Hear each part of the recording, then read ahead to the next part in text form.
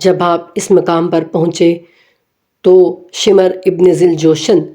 اس کو یہ خیال آیا کہ کہیں ایسا نہ ہو کہ امام کی تقریر اس کے سپاہیوں کو متاثر کر دے اور وہ جنگ سے گریز کرنے لگے۔ اور بعض تاریخوں میں لکھا ہے کہ اس وقت اس کے لشکر کے سپاہی اپنے اندر منہ کر کے روتے تھے اور کڑتے تھے کہ ہم یہاں پر کیوں آ گئے ہیں۔ تو جب اس نے یہ سارا ماجرا دیکھا تو اس نے امام علیہ السلام کی گفتگو کو منقطع کرنے کی غرض سے بلند آواز سے کہا کہ وہ تو بس زبانی کلامی حد تک اللہ کی بندگی کا اظہار کرتے ہیں اور کچھ نہیں جانتے کہ کیا کہہ رہے ہیں۔ یعنی اس نے امام علی مقام کی طرف اتنا بڑا جملہ کہہ دیا کہ وہ صرف اپنی زبان سے اللہ کی حمد و ثنا بیان کرتے ہیں اور حقیقت میں وہ کچھ جان بھی نہیں رہے۔ یعنی اس بدبخت نے امام کی شان میں اتنی بڑی گستاخی کی کہ یہ جو زبان سے کہہ رہے ہیں حقیقت میں ایسا کچھ بھی نہیں ہے۔ استغفر اللہ ثم استغفر اللہ۔ اس بدبخت کے جواب میں حبیب ابن مظاہر نے جواب دیا اور کہا کہ خود تو ہے جو 70 مرتبہ یہ کہے جانے کا مستحق ہے کہ محض زبانی حد تک اللہ کی بندگی کا اظہار کرتا ہے۔ اس کے بعد امام علی مقام نے اپنا بیان جاری رکھا اور فرمایا کہ اگر تمہیں میرے اور میرے بھائی کے بارے میں رسول کے اس قول کے بارے میں کچھ شک ہے تو کیا تمہیں اس حقیقت میں بھی شبہ ہے کہ میں تمہارے نبی کی بیٹی کا بیٹا ہوں؟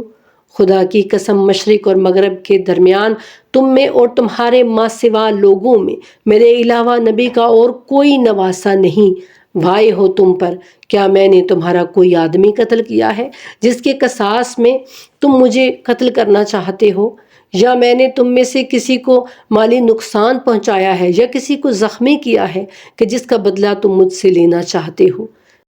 جب حسین ابن علی یہ گفتگو فرما رہے تھے تو لشکر ابن سعد پر مکمل خاموشی چھائی ہوئی تھی، سناٹے کا عالم تھا۔ ان کی طرف سے کوئی رد عمل یا جواب نظر نہیں آ رہا تھا۔ یہ دیکھ کر امام نے کوفہ کے چند سرکردہ افراد کو مخاطب کیا۔ یہ لوگ حضرت کو کوفہ بلانے والوں میں سے تھے اور آج ابن سعد کے لشکر میں شامل ہو کر امام کے خلاف آمادہ جنگ تھے۔ آپ نے صدا دی، اے شبس ابن ربیع، اے حجاز ابن ابج، اے قیس ابن اشس، اے یزید ابن حارث، کیا تم ہی لوگوں نے مجھے نہیں لکھا تھا کہ پھل پکنے کے قریب ہیں، درخت سرسبز و شاداب ہیں اور تیار لشکر آپ کے لیے حاضر ہے؟ امام کی گفتگو کے جواب میں سوائے انکار کرنے کے ان لوگوں کے پاس کہنے کو کچھ نہ تھا، لہٰذا ان لوگوں نے کہا کہ ہم نے ایسا کوئی خط آپ کو نہیں لکھا۔ اس موقع پر قیس ابن اشخص نے بلند آواز میں کہا کہ اے حسین، آپ اپنے چچا زاد بھائی کی بیعت کیوں نہیں کر لیتے؟ اگر آپ بیعت کر لیں تو اس صورت میں وہ آپ کی پسند کے مطابق آپ سے سلوک کرے گا اور آپ کو کوئی تکلیف بھی نہیں پہنچے گی۔ امام علیہ السلام نے جواب دیا کہ نہیں، خدا کی قسم، ہرگز پست اور کم ہمت لوگوں کی طرح اپنا ہاتھ ان کے ہاتھ میں نہیں دوں گا اور نہ ہی غلاموں کی طرح راہ فرار اختیار کروں گا۔ اس کے بعد امام نے وہ آیہ کریمہ پڑھی جس میں حضرت موسیٰ علیہ السلام کا وہ جملہ بیان ہوا ہے جو انہوں نے فرعونیوں کی ہٹ درمی اور گستاخی دیکھتے ہوئے کہا تھا کہ میں اپنے اور تمہارے پروردگار کی پناہ مانگتا ہوں ہر اس متکبر کے مقابلے میں جو روز جزا پر ایمان نہیں رکھتا۔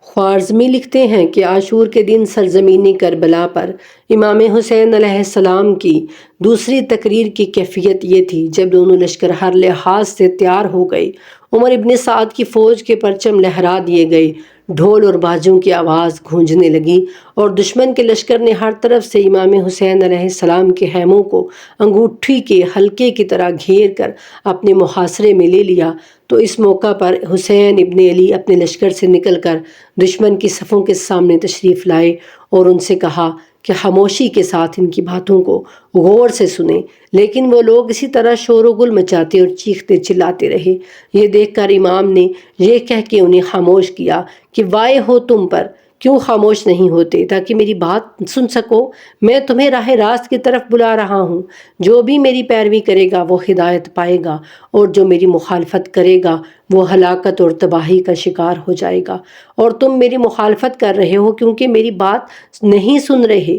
تمہیں دیے جانے والے حرام کے تحفے تحائف اور مال حرام سے بھرے جانے والے تمہارے پیٹ تمہیں اس مقام پر لے آئے ہیں کہ اللہ نے تمہارے دلوں پر مہر لگا دی ہے۔ وائے ہو تم پر، کیا تم خاموش نہیں ہوگے اور کیا میری بات نہیں سنو گے؟ یہ سن کر عمر ابن سعد کے سپاہی ایک دوسرے کو لعنت ملامت کرنے لگے اور کہنے لگے کہ خاموش ہو جاؤ اور ان کی بات سنو۔ پھر جب خاموشی چھا گئی تو امام علیہ السلام یوں فرمانے لگے کہ اے لوگو، ذلت اور حسرت تمہارا مقدر بنے، خود تم ہی نے حیران و پریشان ہو کر ہمیں مدد کے لیے بلایا، اور جب ہم بھرپور تیاری کے ساتھ تمہاری مدد کو پہنچے تو تم نے اپنی تلواریں ہمارے ہی خلاف کھینچ لیں، اور جس آگ کو ہمارے مشترکہ دشمن نے ہمارے خلاف بھڑکایا تھا اسے تم نے ہمارے خلاف اور شعلہ ور کر دیا۔ آج تم اپنے دوستوں کے دشمن اور اپنے دشمنوں کے دست و بازو بن گئے ہو، جبکہ نہ تو دشمنوں نے تمہارے ساتھ انصاف کیا ہے اور نہ ان سے بھلائی کی کوئی توقع پیدا ہوئی ہے، سوائے دنیا کے اس مال حرام کے جو تم نے ان سے حاصل کیا ہے، اور ذلت و حقارت کی اس زندگی کے جس کی تم ان سے آس لگائے بیٹھے ہو۔ اتنی جلدی نہ کرو، بدبختی اور تباہی تمہارا مقدر بنے، کیونکہ تم نے ہماری نصرت سے ہاتھ اٹھا لیا ہے اور ہمارے خلاف اٹھ کھڑے ہوئے ہو، حالانکہ نہ تو ہم سے تمہارے خلاف کوئی بات صادر ہوئی ہے، نہ ہی ہمارے متعلق تمہارا کوئی خیال غلط ثابت ہوا ہے، اور نہ ہی ہم نے تمہارے خلاف تلوار کھینچی تھی۔ ہمارے دل بھی تمہاری طرف سے مطمئن تھے اور تمہاری متعلق ہماری رائے میں بھی کوئی تبدیلی نہ آئی تھی، لیکن تم ٹڈی دل کی طرح چاروں طرف سے ہم پر ٹوٹ پڑے۔ برائی تمہارا نصیب ہو، تم امت کے سرکش لوگوں میں سے ہو اور بدگماش گروہوں کے بچے کھچے لوگ ہو، کتاب خدا کو چھوڑ دینے والے ہو، شیطان کی ناک کا نزلہ، گناہ گاروں کی ٹولی، کتاب خدا میں تحریف کرنے والے اور سنت رسول کو مٹا دینے والے ہو۔ تم آل رسول کو قتل کرتے ہو اور اولیاء اور اوصیاء کی نسلوں کو برباد کرتے ہو۔ تم ولد حرام کو نسبی اولاد قرار دینے والے، مومنین کو اذیت و آزار پہنچانے والے اور اللہ کی کتاب کا مذاق اڑانے والوں کی ٹولی کے سرغنہ کے مددگار ہو، اور اب تم ابن حرب اور اس کے پیروکاروں کے مددگار بن گئے ہو اور ہمارا ساتھ چھوڑ دیا ہے۔ ہاں، خدا کی قسم، تمہاری دھوکہ دہی اور بے وفائی مشہور ہے، یہ تمہاری جڑوں میں پیوستہ ہے، تمہاری شاخوں نے اسے وراثت میں پایا ہے، اسی کے ساتھ تمہارے دل پروان چڑھے ہیں اور اسی کو تمہارے سینے چھپائے ہوئے ہیں۔ تم بدترین پھل ہو جو اپنے باغبان کے گلے میں پھنس جاتا ہے اور غاصبوں کے لیے خوش مزہ ہوتا ہے۔ خدا کی لعنت ہو ان لوگوں پر جو مضبوط قول و قرار کے بعد اپنے وعدوں سے پھر جاتے ہیں، حالانکہ تم لوگوں نے عہد و پیمان پر خدا کو بھی گواہ اور ضامن قرار دیا تھا۔ خدا کی قسم، تم ہی وہ عہد و پیمان توڑنے والے ہو۔ ابن زیاد نے مجھے دو میں سے کسی ایک بات کے انتخاب پر مجبور کر دیا ہے کہ یا تو تلوار اٹھاؤں اور یا ذلت سے زندہ رہوں۔ ممکن ہی نہیں کہ ہم ذلت قبول کریں۔ خدا اور اس کا رسول پاک و پاکیزہ آغوش، اونچی ناک، غیرت مند نفس قطعاً ہمیں اس بات کی اجازت نہیں دیتا کہ ہم عزت کی موت پر کمینوں کی اطاعت کو ترجیح دیں۔ یاد رکھو کہ میں نے تمہیں سب کچھ بتا کے حجت تمام کر دی ہے اور تمہیں متنبہ بھی کر دیا ہے۔ ہاں، اوان و انصار کی کمی اور مددگاروں کے منہ موڑ لینے کے باوجود میں اسی مختصر کنبے کے ساتھ تمہارے خلاف جنگ کے لیے تیار ہوں۔ امام علیہ السلام نے فرمایا کہ خدا کی قسم، اس کے بعد تم اتنی ہی دیر تک ٹک سکو گے جتنی دیر گھوڑے پر سوار ہونے میں لگتی ہے، یہاں تک کہ حوادث کی چکی تمہیں پیس کے رکھ دے گی، اور جس طرح چکی کا مرکز مسلسل گردش میں رہتا ہے اسی طرح تم بھی چکر میں رہو گے۔ یہ وہ وعدہ ہے جو میرے والد نے نبی اکرم صلی اللہ علیہ وآلہ وسلم سے سن کر مجھ سے نقل کیا ہے۔ اب تم اور تمہارے شریک ایکا کر لو اور تم پر کوئی بات مخفی نہ رہے، میرے بارے میں اپنے باطل ارادے کو جامہ عمل پہناؤ اور مجھے ذرا مہلت نہ دو۔ میں تو صرف اللہ ہی پر بھروسہ کرتا ہوں جو میرا بھی پروردگار ہے اور تمہارا بھی، اور زمین پر جتنے چلنے والے ہیں سب کا مالک ہے، بے شک میرا پروردگار سیدھی راہ پر ہے۔ اس کے بعد امام علیہ السلام نے اپنے دونوں ہاتھوں کو آسمان کی طرف بلند کیا اور عمر ابن سعد کے سپاہ کو ان الفاظ میں بد دعا دی کہ بار الہا ان پر آسمان سے ہونے والی بارش روک دے، انہیں ایسے قحط سے دوچار کر جیسا قحط حضرت یوسف علیہ السلام کے زمانے میں آیا تھا۔ ان پر قبیلہ ثقیف کے جوان کو مسلط کر دے جو انہیں ذلت و خواری کا مزہ چکھا دے، اور ان میں سے کسی کو باقی نہ چھوڑ، یہاں تک کہ قتل کا بدلہ قتل سے اور چوٹ کا بدلہ چوٹ سے نہ لے لے، اور میرا اور میرے انصار اور اہل بیت کا انتقام ان سے لے، کیونکہ ان لوگوں نے ہمیں دھوکہ دیا، ہمیں جھٹلایا اور ہماری حمایت اور مدد سے گریز کیا۔ تو ہی ہمارا پروردگار ہے، ہم نے تجھ ہی پر توکل کیا ہے اور تیری ہی طرف ہمیں پلٹنا ہے۔ یہ امام علی مقام کا روز عاشور کے دن خطبہ ہوتا ہے۔ امام یہ گاہے بگاہے خطبات دیتے رہتے ہیں ان کو، اور اپنے اتمام حجت کرتے ہیں کہ تاکہ شاید کوئی بات ہی ان کے دل پر اثر کر جائے، کوئی بات ان کو سمجھ آ جائے کہ آخر وہ بھی اسی رسول کا کلمہ پڑھ رہے ہیں جس رسول کا میں نواسا ہوں۔ لیکن افسوس کہ ان کے دل جو ہیں وہ ٹس سے مس نہیں ہوتے، ان کی ذہن، ان کی سوچیں جانوروں سے بھی بدتر ہوتی ہیں، بلکہ یوں کہنا چاہیے کہ وہ انسان نہیں بلکہ درندے بن چکے ہوتے ہیں۔ مورخین نے لکھا ہے کہ عاشور کے دن امام کی تقریروں اور ان کے وعظ و نصیحت کے باوجود 3 افراد ذاتی طور پر امام سے تکرار کے لیے آئے اور اپنی ہٹ دھرمی اور اس قدر بدتمیزی کی انہوں نے کہ جو امام رحم دل مہربان تھے وہ ان کے لیے بد دعا کرنے پر مجبور ہو گئے۔ خوارزمی نے نقل کیا ہے کہ جب امام نے دیکھا کہ ان کی نصیحت کا لوگوں پر کوئی اثر نہیں ہوا اور وہ جنگ کے لیے تیار ہیں، تو آپ نے اپنا چہرہ آسمان کی طرف کر کے خداوند متعال سے عرض کیا کہ بار الہا ہم تیرے نبی کی اہل بیت آل اولاد اور ان کے قرابت دار ہیں، معبود ان سب کو ذلیل و خوار کر دے جنہوں نے ہم پر ظلم کیا اور ہمارا حق غصب کیا ہے، یقیناً تو سننے والا اور سب سے قریب ہے۔ محمد بن اشعث جو دشمن کی اگلی صفوں میں تھا اور امام کی یہ دعا سن رہا تھا، وہ آگے بڑھا اور کہنے لگا کہ تمہارے اور محمد کے درمیان کون سی قرابت داری ہے؟ استغفر اللہ۔ امام علیہ السلام نے جب اس کا یہ صاف انکار اور ڈٹائی دیکھی تو اسے ان الفاظ میں بد دعا دی کہ بار الہا آج ہی میرے سامنے اس پر فوری ذلت نازل فرما۔ امام کے مہربان اور محبت آمیز لیکن دکھی دل سے نکلنے والی یہ دعا فوراً ہی پوری ہوئی۔ کچھ ہی دیر بعد محمد بن اشعث رفع حاجت کی غرض سے لشکر کی صفوں سے چند قدم ہٹ کر بیٹھا ہوا تھا کہ ایک بچھو نے اس کو ڈسا اور وہ وہیں پر مر گیا۔ ابن اسیر لکھتے ہیں کہ جب عمر ابن سعد کا لشکر امام کے خیموں کے نزدیک ہوا تو اس موقع پر عبداللہ بن حوزہ نامی ایک شخص آگے بڑھا اور امام کے صحاب سے مخاطب ہو کر بولا کہ تمہارے درمیان حسین موجود ہیں؟ تو کسی نے اس کی بات کا جواب نہ دیا۔ جب اس نے تیسری دفعہ جملہ دہرایا تو ایک صحابی نے امام کی طرف اشارہ کرتے ہوئے اسے جواب دیا کہ یہ ہیں حسین، بتاؤ تم کیا چاہتے ہو؟ تو عبداللہ ابن حوزہ نے امام کو مخاطب کر کے کہا کہ تمہیں جہنم کی بشارت دیتا ہوں۔ استغفر اللہ۔ دیکھیے انسان جب شیطان بنتا ہے تو کس طرح وہ بھول جاتا ہے کہ جنت کے سرداروں کو وہ کیا بکواس کر رہا ہے۔ اس وقت شیطان اپنے پورو عروج کے ساتھ ان کے دماغوں پر مسلط ہو چکا تھا، بلکہ وہ خود شیطان بن چکے تھے۔ امام علیہ السلام نے اس کے جواب میں فرمایا کہ تو جھوٹ بولتا ہے، کیونکہ میں تو اس پروردگار کی بارگاہ میں جاؤں گا جو بخشنے والا، مہربان اور شفاعت قبول کرنے والا ہے، اور اسی کا حکم مانا جاتا ہے۔ تو بتا تو کون ہے؟ عبداللہ نے کہا میں ابن حوزہ ہوں۔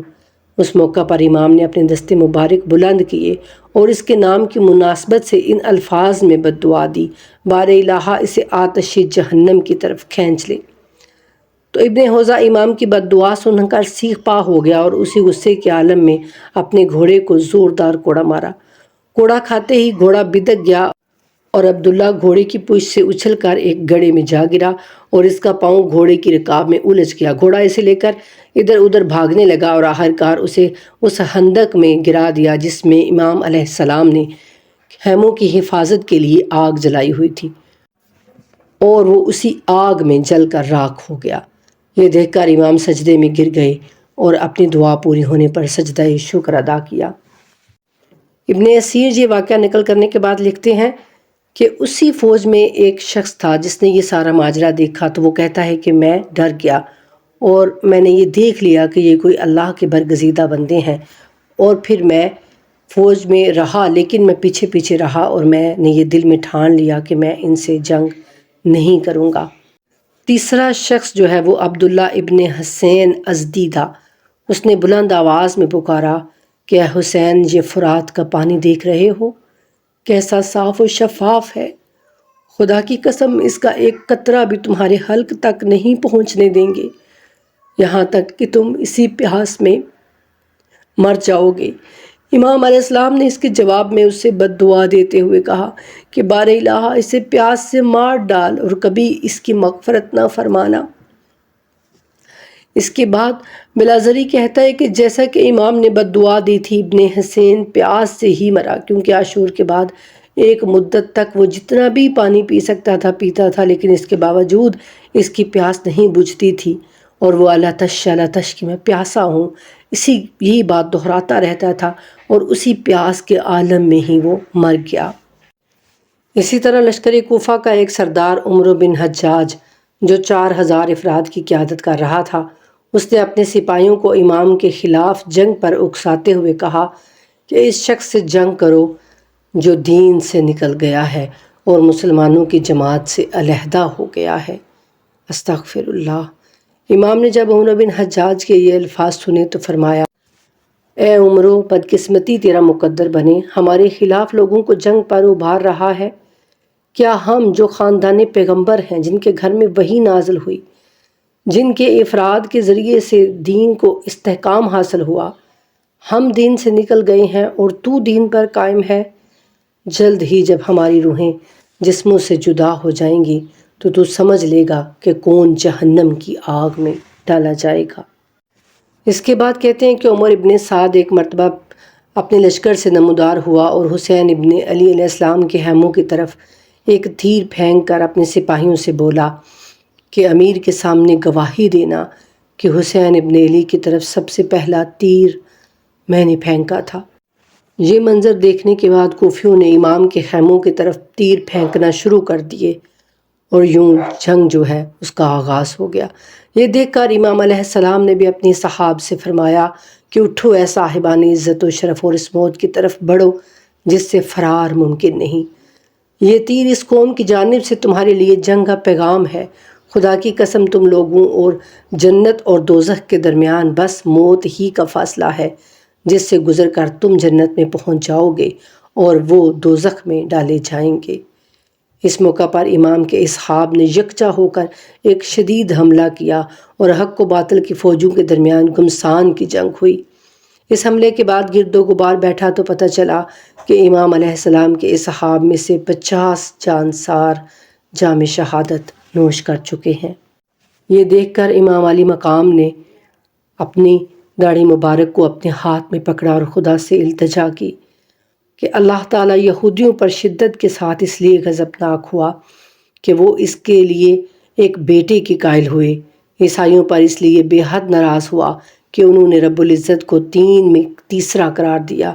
اور مجوسیوں پر اس لیے شدید طیش میں آیا کہ وہ خدا کی بجائے سورج اور چاند کی عبادت کرنے لگے، اور اب اس قوم پر لشکر یزید پر اس لیے انتہائی غیظ میں آیا ہے کہ وہ ایکا کر کے اپنے نبی کے نواسے کو قتل کرنے کے در پہ آ گئے ہیں۔ امام علیہ السلام نے فرمایا کہ واللہ میں کبھی ان کے مطالبات نہیں مانوں گا یہاں تک کہ اپنے ہی خون میں رنگا ہوا اللہ سے ملاقات کروں گا۔ پھر آپ نے بلند آواز سے فرمایا کہ کیا کوئی مدد کرنے والا جو ہماری مدد کو آئے؟ کیا کوئی مدافع ہے جو حرم رسول کا دفاع کرے؟ جب امام کی یہ آوازیں خیموں میں عورتوں تک پہنچیں تو وہ رونے لگیں، وہ اپنی صدائیں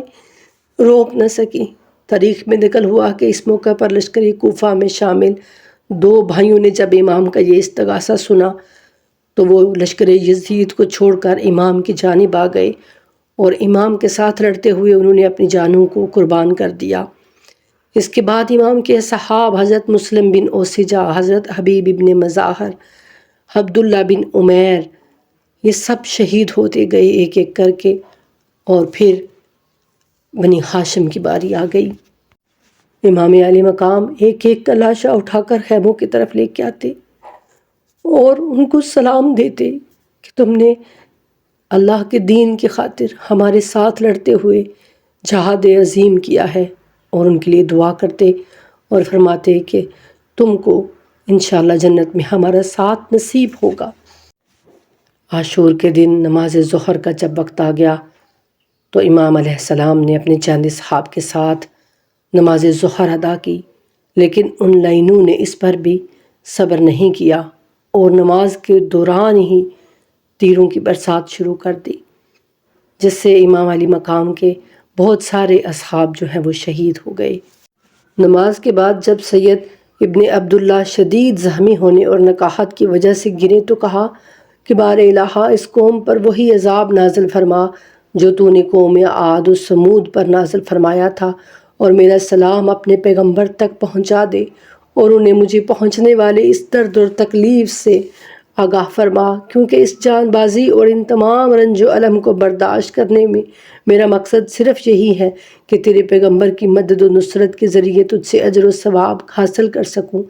پھر انہوں نے اپنی آنکھیں کھول کر امام کا دیدار کیا اور امام سے عرض کیا، اے فرزند رسول، کیا میں نے اپنا عہد وفا کیا؟ امام علیہ السلام نے ان کے جواب میں فرمایا، ہاں تم نے عہد اپنا پورا کیا، تم جنت میں میرے آگے آگے ہوگے۔ اس کے بعد ایک کے بعد ایک، ایک کے بعد ایک بنی ہاشم میں سے بھی جاتا جا رہا تھا، اور امام ہر ایک کا لاشا اٹھا کر لا رہے تھے اور ایک ساتھ رکھتے جا رہے تھے گنج شہداء میں۔ جناب علی اکبر بھی چلے گئے، اصغر بھی چلے گئے، جناب عبداللہ بھی چلے گئے، جناب عباس بھی چلے گئے، ایک ایک کر کے امام کے تمام جانثار، تمام آل اولاد جا رہی تھی۔ اور پھر وہ وقت بھی آ گیا کہ جب امام علی مقام صرف تنہا رہ گئے۔ اب ایک امام تھے اور 9 لاکھ کا لشکر تھا۔ امام نے حل من ناصر ینصرنا کی صدا دی کہ ہے کوئی تم میں سے جو کوئی میری مدد کرے۔ یہ مدد اصل میں امام علیہ السلام کی آخری حجت تھی ان مشرکوں پر، ان بے دینوں پر جو لا الہ الا اللہ پڑھ رہے تھے، جو محمد رسول اللہ پڑھ رہے تھے، لیکن اسی محمد کے نواسے کو پیار و مددگار قتل کرنے پر آمادہ ہو چکے تھے۔ امام کی اس صدا پر حوروں کی چیخیں نکل گئی، فرشتوں کی آہیں بلند ہو گئی، اور کہتے ہیں کہ یہاں پر جنات بھی آئے تھے امام کی نصرت کے لیے، لیکن امام علی مقام نے ان کو جزائے خیر دے کر واپس بھیج دیا کہ نہیں، مجھے تمہاری نصرت نہیں چاہیے، میں تو ان کے شعور کو جگانا چاہتا ہوں، اس صدا سے میں ان کے اندر کے انسان کو بیدار کرنا چاہتا ہوں، جو ان کا ضمیر مر چکا ہے اسے جگانا چاہتا ہوں۔ لیکن افسوس کہ ان ذہنوں پر، ان ضمیروں پر جو مردہ ہو چکے تھے، اور جو مر جاتا ہے وہ کبھی بھی زندہ نہیں ہوتا۔ میں امام کی شہادت کو نہیں پڑھ پاؤں گی، بس اتنا یاد رکھیے کہ امام کا مشن ہمیشہ جاری رہنا چاہیے۔ اپنے بچوں کو مقصد حسینی بتائیے، اپنے بچوں کو مقصد جناب زینب سلام اللہ علیہا بتائیے کہ آخر ان کا مقصد کیا تھا، کس لیے انہوں نے یہ سب کچھ برداشت کیا تھا۔ اللہ تعالی ہم سب کو اپنے امام کی معرفت نصیب کرے، اور اس دنیا میں ہم جیتے ہوئے اپنے امام کا ساتھ دیں، اپنے امام کے لیے امر بالمعروف اور نہی عن المنکر کرتے ہوئے ہماری جانیں بھی اپنے امام پر، اپنے امام کے مشن پر فدا ہو جائیں۔ اللہم لعن قتلۃ الحسین و اصحابہ، اللہم لعن قتلۃ الحسین و اصحابہ، اللہم ارزقنی شفاعۃ الحسین یوم الورود، اللہم ارزقنی شفاعۃ الحسین یوم الورود۔ اللہم صلی علی محمد و آل محمد وعجل فرجہم وفرجنا بہم برحمتک یا ارحم الراحمین، آمین ثم آمین یا رب العالمین۔